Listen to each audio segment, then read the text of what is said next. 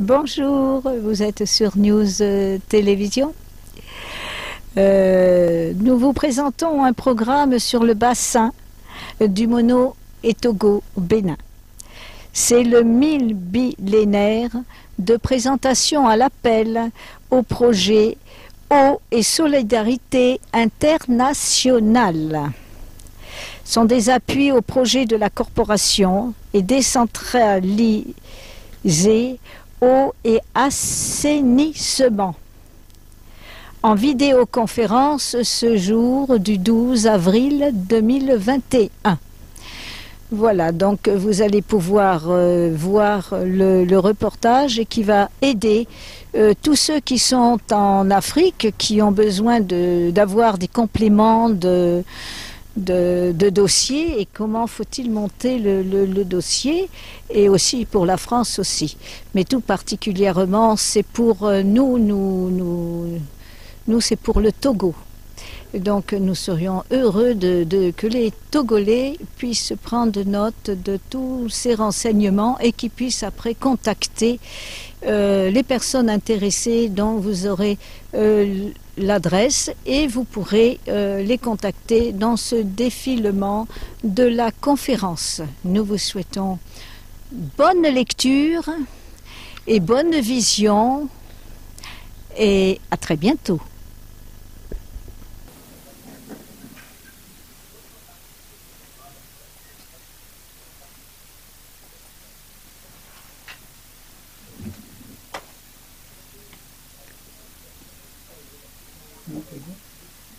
Alors pour les panélistes, je vous invite à désactiver votre micro quand vous ne parlez pas.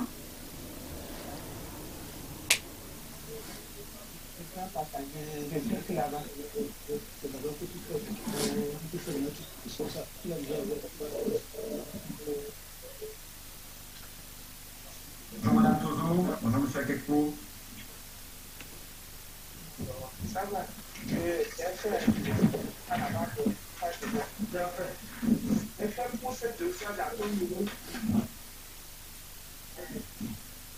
Bonjour Madame Tozo.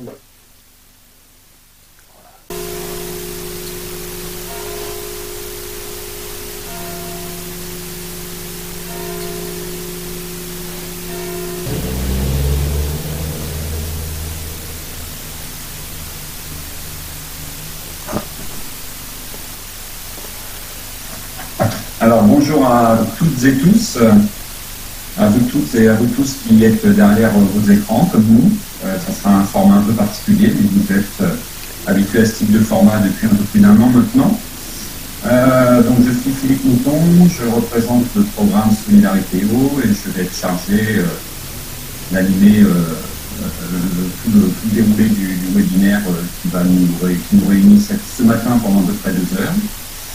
Alors, ce webinaire est organisé par les agences de l'eau. Pour revenir plus en détail sur l'appel à projet que ces agences ont lancé il y a quelques mois en direction de leur zone de coopération institutionnelle. Donc, cette réunion d'information en ligne rentre en fait dans le cadre d'un cycle de 6 réunions, dont 4 ont déjà été organisées. Là, nous sommes à la 5e réunion, la dernière aura lieu demain. Et plus précisément, aujourd'hui, donc, nous allons revenir sur l'appel à projet des agences de l'eau, mais en ayant un focus sur les zones de coopération institutionnelle où est engagée une de ces agences de l'eau, qui est l'agence de l'eau Seine-Normandie. L'agence de l'eau Seine-Normandie. Voilà, donc ce webinaire est organisé sous le patronage de cette agence de l'eau, Seine-Normandie, avec comme partenaires les réseaux régionaux multi-acteurs Centre-Aidé et Horizon Solidaire, ainsi que le programme Solidarité. Voilà. Donc, pour vous dire un petit peu rapidement le déroulé du programme, nous allons avoir un bref rappel un peu sur l'origine et les objectifs poursuivis par cet appel à projet lancé par les agences de l'eau françaises. Ensuite, nous donnerons la parole justement à l'agence de l'eau Seine-Normandie, en la personne de Anne Delbéoc, qui va nous dire en quelques mots qu'est-ce qu'on entend par coopération institutionnelle au niveau des agences de l'eau, et elle reviendra plus en détail sur les objectifs assignés à ces coopérations institutionnelles et certaines activités mises en œuvre, en focalisant sur les propres territoires dans lesquels l'Agence de l'eau Seine-Normandie est engagée, c'est-à-dire le Bénin, le Togo et le Sénégal. Ensuite, nous aurons, pour donner un peu plus de matière, des témoignages d'acteurs présents sur ces territoires pour revenir sur des projets qui développent en matière de gestion des ressources en eau, en lien avec cette agence de l'eau Seine-Normandie et des opérateurs techniques. Nous aurons donc deux témoignages. Un qui sera focalisé sur le Sénégal, dans la zone des Niayes, et puis un deuxième sur le bassin du Mono, qui est un bassin partagé entre deux pays, le Bénin et le Togo. Nous aurons après un temps d'échange avec vous, puisqu'on ne vous voit pas, mais on vous laissera la parole. Sachez d'ores et déjà que vous ne pourrez pas intervenir directement lors de ce séminaire, mais vous avez un chat à disposition où vous pouvez déposer vos messages et vos questions. Et justement, deux personnes, Hugo et Elsa, on salue ici, vont un petit peu regarder un petit peu toutes les questions que vous pouvez poser pour ensuite les restituer lors de ce temps d'échange. Et puis ensuite, nous reviendrons dans la dernière partie de ce programme sur les types de projets attendus par l'Agence de l'eau Seine-Normandie. Et puis, on reviendra un peu plus précisément sur les modalités pratiques de cet appel à projet, en vous présentant aussi les différents appuis dont vous pourriez avoir besoin en termes d'outils ou d'accompagnement de structure. Voilà un peu pour le déroulé du programme, qui va nous emmener jusqu'à 12h30. Comme on peut pas vous donner la parole, on va quand même essayer de se connaître un petit peu à travers un petit outil interactif. On va faire un petit sondage en ligne pour savoir déjà que vous nous disiez, en gros, on va vous poser une question simple. Est-ce que vous avez déjà mené un projet sur les trois zones et les trois pays dont je vous ai parlé, qui sont des territoires de coopération de l'Agence de l'eau Seine-Normandie, c'est-à-dire le Bénin, le Togo, le Sénégal, ou si vous avez mené aucun projet sur l'un de ces trois pays. Donc on vous laisse participer à ce sondage. Comme ça nous donnera déjà un petit peu une photographie des participants et pour voir un petit peu si vous avez déjà travaillé dans l'un de ces trois pays, voire dans plusieurs de ces trois pays. Donc on vous laisse répondre à ce sondage. Alors, le sondage a été lancé, on a déjà 80% de personnes qui ont répondu. Je vais laisser encore quelques secondes et ensuite j'afficherai les résultats. Très bien.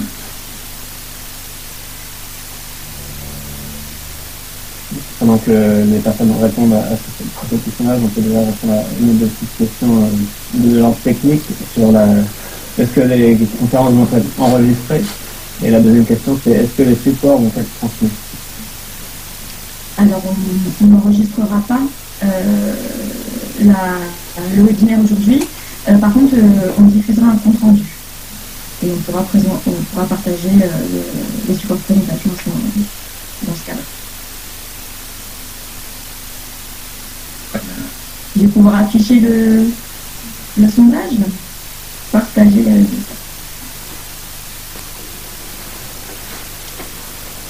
Alors, donc un quart des participants ont déjà mené un projet au Bénin, un tiers au Togo, un petit tiers au Sénégal et un gros tiers dans aucun des trois pays. Ça nous fait déjà quand même une bonne proportion d'acteurs engagés sur ces territoires.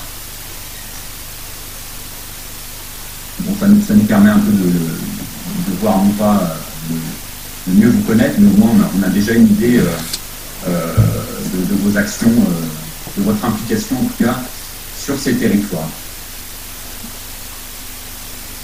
Donc pour un petit peu avancer dans le déroulé de ce webinaire, on a un peu posé le cadre, je vais laisser la parole à Carole Chemin qui travaille pour le compte de ces agences de l'eau et qui est spécialement en charge de l'animation de cet appel à projet spécifique qui a été lancé il y a quelques mois par les agences de l'eau.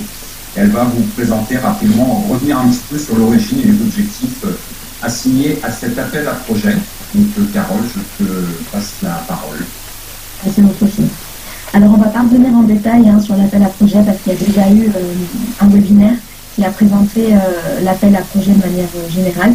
Si vous avez des questions très très spécifiques, je vous encourage à nous les poser directement, puisque on ne répondra pas aujourd'hui aux questions de montage de l'appel à projet. Alors, l'objectif de cet appel à projet, il est de faire émerger des projets d'eau potable et d'assainissement dans les zones de coopération institutionnelle des agences de l'eau. Ces zones de coopération, aujourd'hui, on va vous en présenter plusieurs, comme ça a pu être dit déjà par mon collègue Philippe.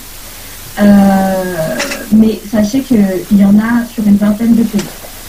Alors, ce qu'il y a d'important à retenir, c'est que c'est des aides qui peuvent atteindre jusqu'à 70% de votre financement, de votre budget global. C'est des règles qui peuvent être potentiellement dérogatoires aux aides classiques des agences. Donc, si vous avez déjà bénéficié d'un appel, vous avez déjà bénéficié des aides des agences, je vous invite à être vraiment vigilant au règlement de cet appel à projet, puisque ce n'est pas exactement les mêmes règles. C'est un dispositif qui est commun aux 6 agences, et donc avec des règles particulières.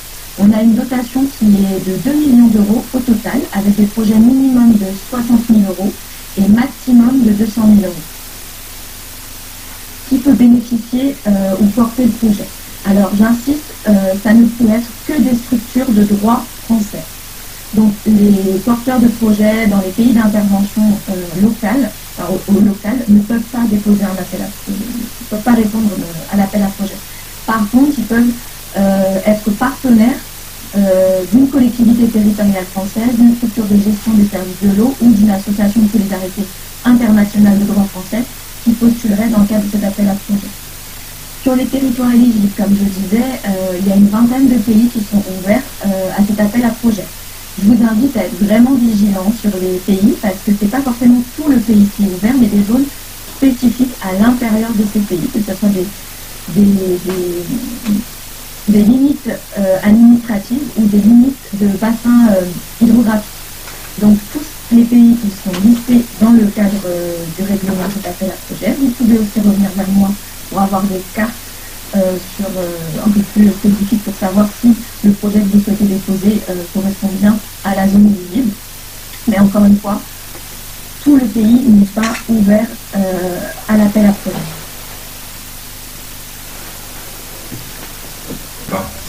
Donc, de toute façon, voilà, on reviendra en fin de webinaire sur les modalités aussi plus pratiques et administratives liées à cet appel à projet pour le dépôt des candidatures, mais vous allez peut-être retenir quels sont les principaux critères d'éligibilité, les acteurs éligibles et les territoires de coopération éligibles.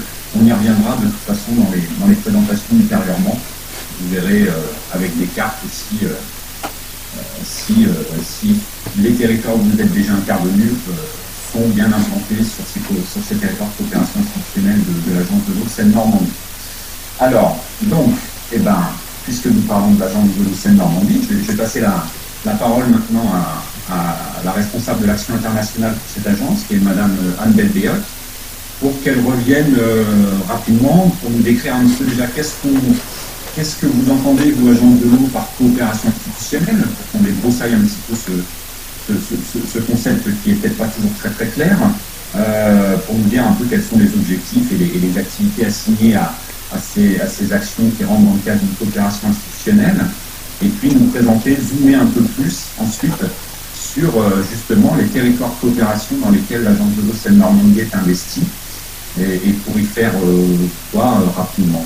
Voilà, donc je laisse la parole à Anne Belbéot, qui représente l'agence de l'eau Seine-Normandie, pour nous expliquer un petit peu le cadre de leur intervention. Oui, merci Philippe. Bonjour à tous. Merci d'être si nombreux à participer à ce webinaire. Donc effectivement, vous devez connaître les agences de l'eau par les actions qu'on mène avec vous, certainement sur la partie coopération décentralisée et solidarité internationale, qui consiste à vous accompagner pour des projets d'amélioration d'accès à l'eau potable et à l'assainissement.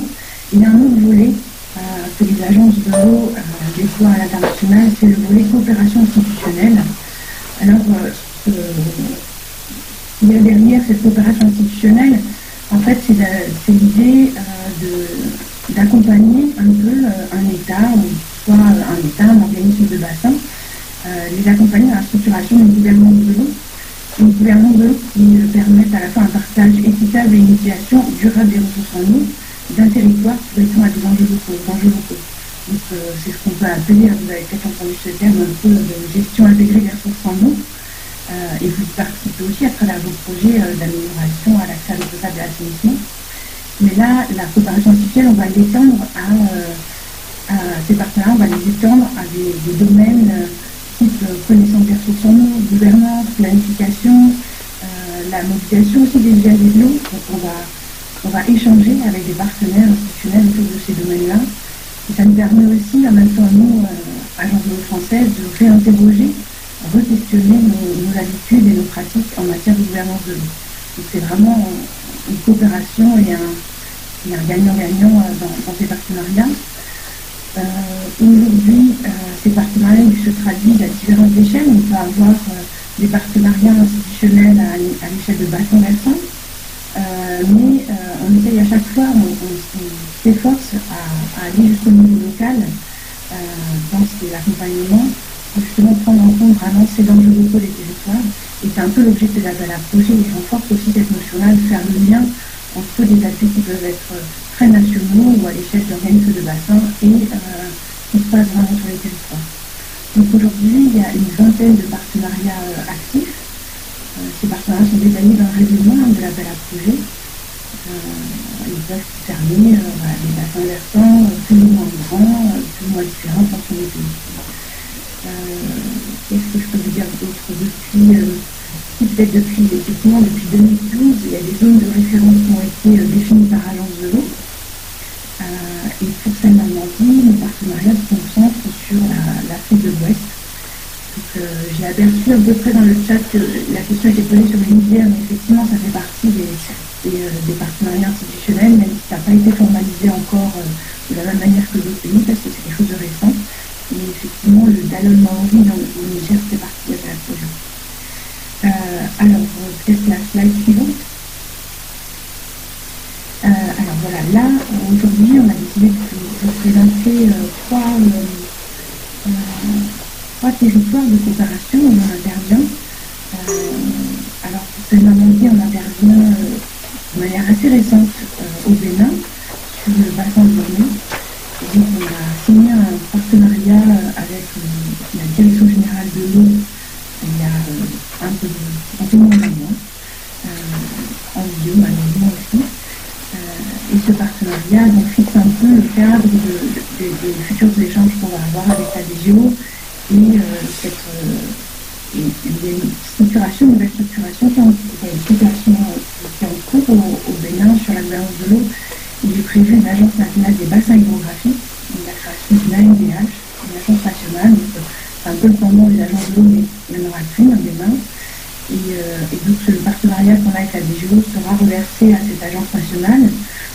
Et aujourd'hui, ce partenariat se concrétise par un projet de gestion des risques d'inondation dans la basse et moyenne vallée de l'Oignon.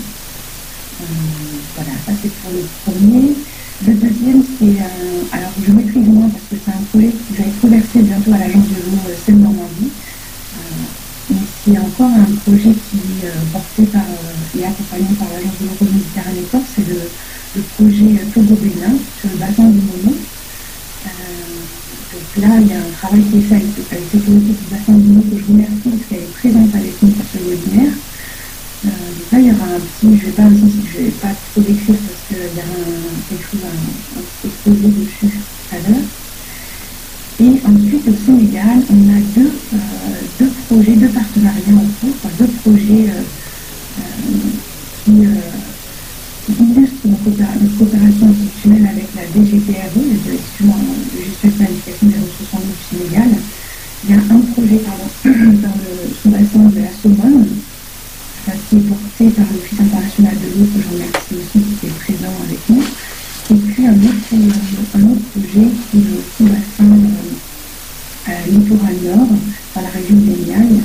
Et là aussi, il y aura un petit exposé sur ça par la suite. Donc, je ne vais pas en dire plus, mais voilà. Finalement, l'idée de s'inscrire dans cette région, c'est aussi de favoriser, ce que c'est indiqué sur la slide, de favoriser la coopération sud-sud.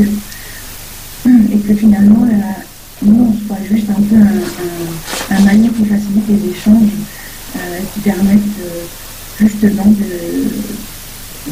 mettre en de faciliter ces regards croisés entre différents pays pour qu'ils renforcent leur gouvernance de l'eau. Et on voit bien qu'il y a des problématiques très différentes. Au Bénin, on va avoir plutôt des problématiques de pression sur la qualité de la ressource en eau, mais pas forcément sur la quantité. Alors qu'au Sénégal, il y a des problèmes, des gros conflits d'usage avec des problèmes plutôt sur la quantité. Donc voilà, l'idée c'est de s'enrichir chacun, mais en prenant bien en compte le contexte de chaque pays. Donc voilà, D'accord. C'est bon pour toi, Anne? Oui, je vous remercie. De préciser aussi ces regards croisés, ces coopérations sud-sud. On en dira peut-être quelques mots d'ailleurs dans le cadre de l'autorité de bassin du Mono, qui a été évoqué, là, le programme. Il y a eu des ateliers d'échange entre les partenaires béninois, togolais, au Sénégal et au Burkina Faso, 2 années de suite. On a encore la chance de pouvoir se voir et d'être en présentiel, donc c'était quand même intéressant. Et ces différents partenaires ont pu échanger sur leurs propres problématiques, qui leur sont propres au niveau de leur bassin et de leur pays en termes de gestion des ressources en eau, mais on a quand même des points d'approche et des solutions aussi, des esquisses de solutions qui peuvent être mises en place et qui peuvent inspirer d'autres territoires et d'autres pays. C'est important de préciser ce point-là. Donc merci pour cette présentation, Anne, qui revenait un peu, qui recadre un petit peu et qui reprécise un petit peu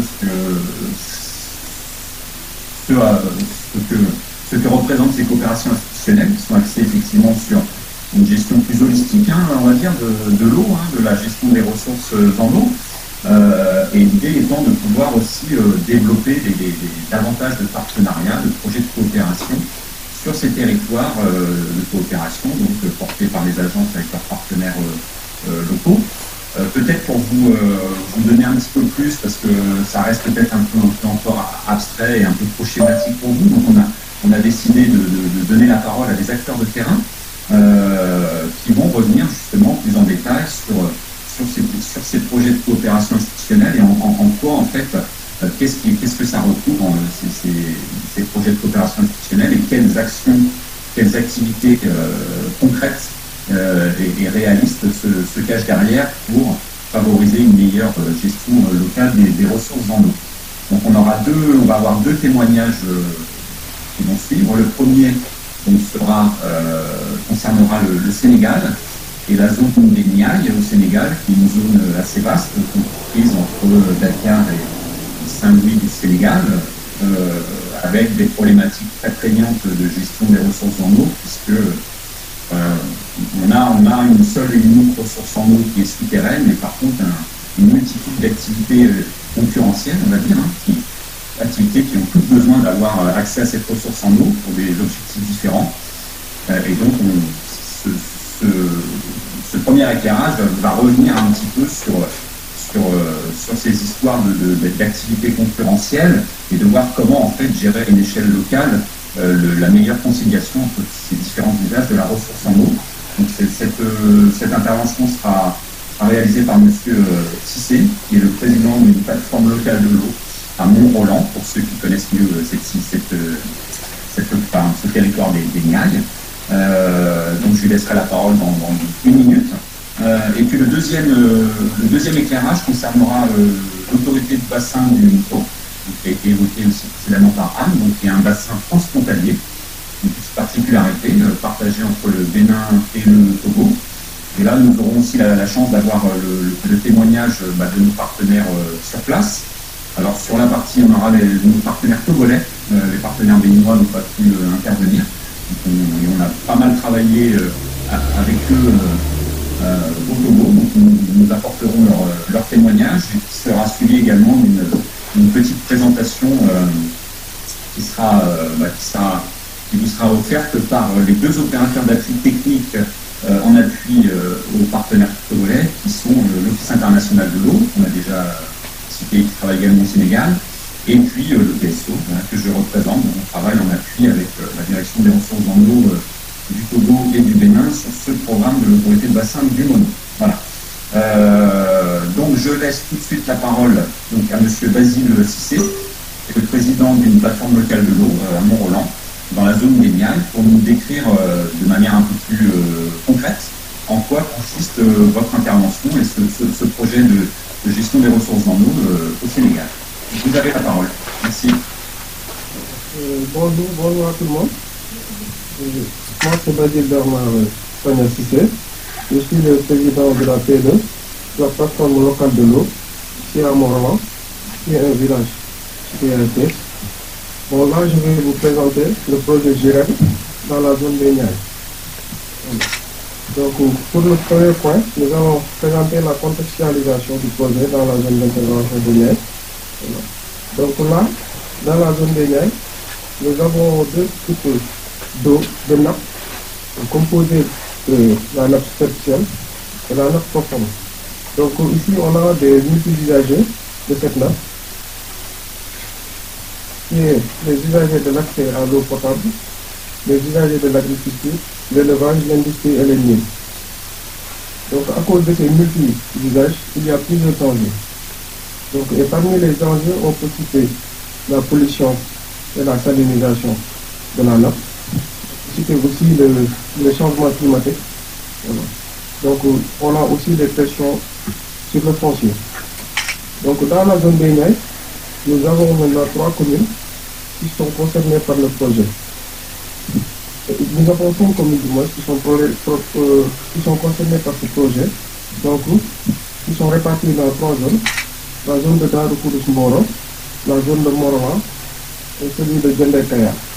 Donc la durée du projet est de 4 ans, qui doit être réalisé sur 2 phases. Donc le format utilisé ici, c'est le format recherche-action, donc dont nous avons les opérateurs GREC et DGPRE. Donc le projet est piloté par la DGPRE. Et comme bailleur, nous avons l'ANAVEL et l'agence au CERN Normandie. Donc ici, l'objectif général, c'est d'opérationnaliser la GIREL au niveau local, c'est-à-dire la zone baignade.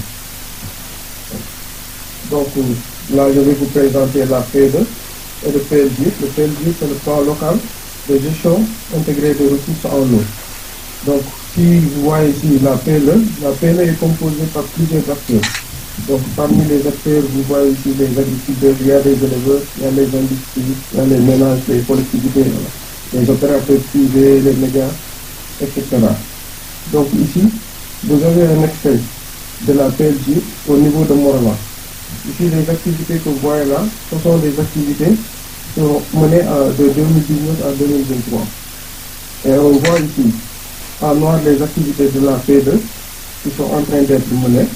Et en bleu, vous aurez ici les activités qui seront menées au-delà de 2023, c'est-à-dire qui seront menées jusqu'à 2025. Par exemple, ici, vous voyez l'amélioration des connaissances sur l'utilisation des intrants chimiques. Voilà. L'élaboration des diagnostics sur l'utilisation des intrants chimiques. Cette activité-là sera menée de 2023 à 2025. Et les activités en noir, ce sont les activités que nous sommes en train de mener actuellement. Voilà. Donc, pour les activités du PLG, vous voyez ici, nous avons eu à faire plusieurs activités durant cette phase. Ici, vous voyez comme première activité ici, nous avons l'analyse de la potabilité de l'eau.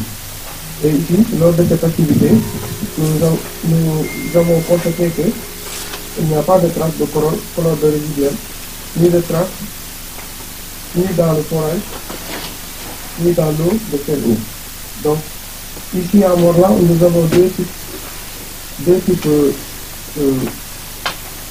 On a le forage de l'Aquatec et on a aussi le forage de CEDO qui sont chargés de distribuer l'eau potable au niveau des ménages.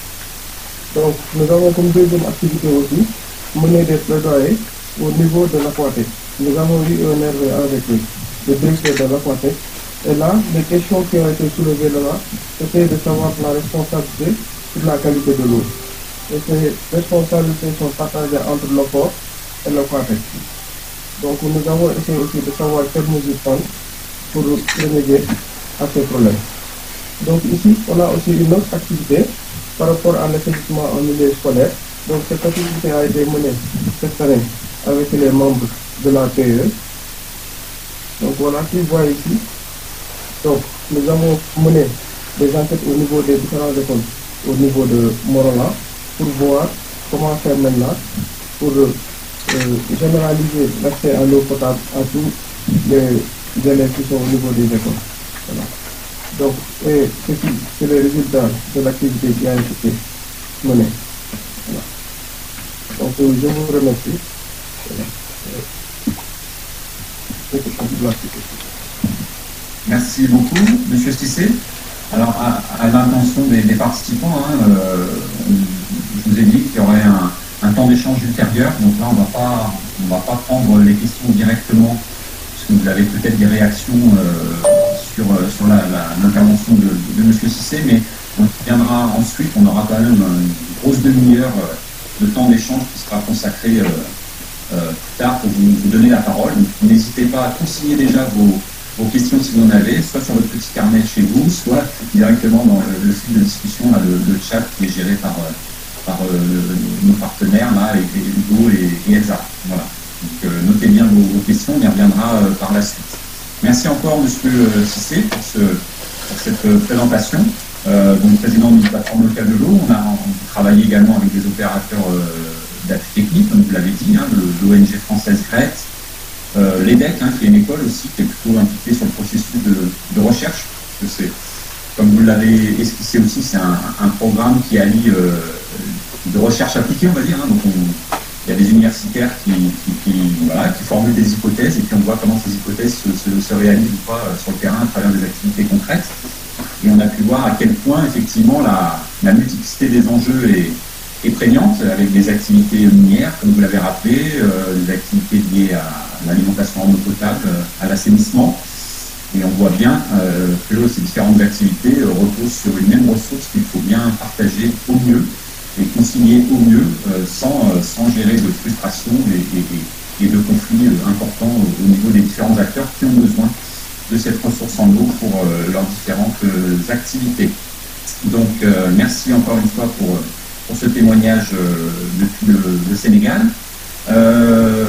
Deuxième témoignage, on va voyager un petit peu, mais pas trop, on va aller au Togo, plus précisément à Lomé, la capitale du Togo, où on va laisser la parole à deux des partenaires impliqués sur le programme MONO, donc le MONO qui est le nom d'un bassin versant, comme je vous l'ai dit, partagé entre le Togo et le Bénin, qui sont deux pays frontaliers, qui partagent donc ce bassin versant, puisque l'eau ne connaît pas de frontières administratives. Donc voilà, il s'est prouvé que ce bassin est partagé entre les deux pays. Autant au Sénégal, voilà, M. Cissé nous parlait de la DGPRE, donc la direction de la gestion et de la planification des ressources en eau, donc l'acteur institutionnel sénégalais impliqué dans le programme sénégalais. Là, donc, nous avons aussi nos partenaires institutionnels très impliqués dans ce programme. D'une part, la direction des ressources en eau du Togo, et puis, côté Bénin, la direction générale de l'eau, comme l'avait évoqué aussi un peu avant